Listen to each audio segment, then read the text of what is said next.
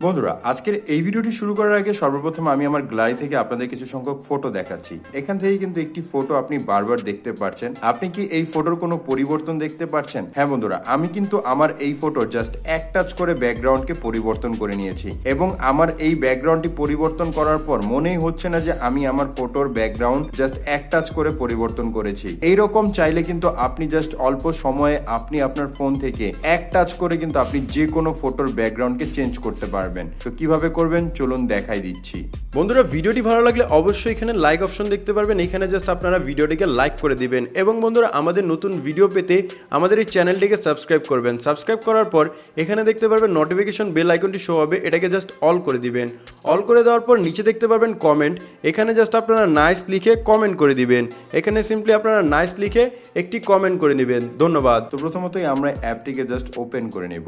অ্যাপটিকে open করলে আমরা normally অ্যাপটির এরকম ইন্টারফেস পেয়ে যাবো। এখান থেকে কিন্তু আমরা অসংখ্য এডিটিং অপশন দেখতে পারবো। তো যে কোনো ফটোর ব্যাকগ্রাউন্ডকে রিমুভ করার জন্য সর্বপ্রথম আপনাদের এখান থেকে লাইব্রেরি চলে আসবে। আপনি লাইব্রেরির উপর ক্লিক করে নেবেন। লাইব্রেরির উপর ক্লিক করার পর এখান থেকে যে কোনো একটি ফটোকে আপনি সিলেক্ট করে নেবেন। এখান থেকে আমরা অসংখ্য অপশন কিন্তু দেখতে পারবো, নিচের দিকে দেখতে পারবো, উপরের দিকে দেখতে পারবো। আমরা জাস্ট সিম্পলি একটু নিচের দিকে আসবো এবং এখান থেকে পেয়ে যাবো ক্রিয়েটিভিটি অপশন। আমরা এটার উপর ক্লিক করে নেব। দেন এখান থেকে আমরা পেয়ে যাবো ব্যাকগ্রাউন্ড, টেক্সট, গ্লিচার, কালার্স। আমরা জাস্ট কি করবো ব্যাকগ্রাউন্ডের উপর ক্লিক করে নেব। ব্যাকগ্রাউন্ডের উপর ক্লিক করলে এখান থেকে কিন্তু অটোমেটিকলি দেখতে পারবেন আপনার ফটোর যে ব্যাকগ্রাউন্ডটি আছে সেই ব্যাকগ্রাউন্ডটি কিন্তু এখান থেকে পরিবর্তন হবে। আপনি নিচে অসংখ্য ব্যাকগ্রাউন্ড দেখতে পারবেন যেগুলোকে জাস্ট আপনি আপনার ফটোর উপর অ্যাডজাস্ট করে জাস্ট ক্লিক করে করে কিন্তু আপনি আপনার ব্যাকগ্রাউন্ডকে চেঞ্জ করতে পারবেন। এখান থেকে জাস্ট সিম্পলি আমি এই ব্যাকগ্রাউন্ডটিকে নিলাম। ব্যাকগ্রাউন্ডটিকে নেওয়ার পরে জাস্ট আমরা এখন এই ব্যাকগ্রাউন্ডটিকে কিভাবে সেভ করব। সেভ করার জন্য সিম্পলি আপনি এখানে টিক মার্ক অপশন দেখতে পারবেন, এটার উপর ক্লিক করে নেবেন। ক্লিক করার পর আপনার এখান থেকে কিন্তু আপনি আপনার ফটোর যে ব্যাকগ্রাউন্ডটি দেখতে পারবেন সেটা কিন্তু পরিবর্তন হয়ে গেছে।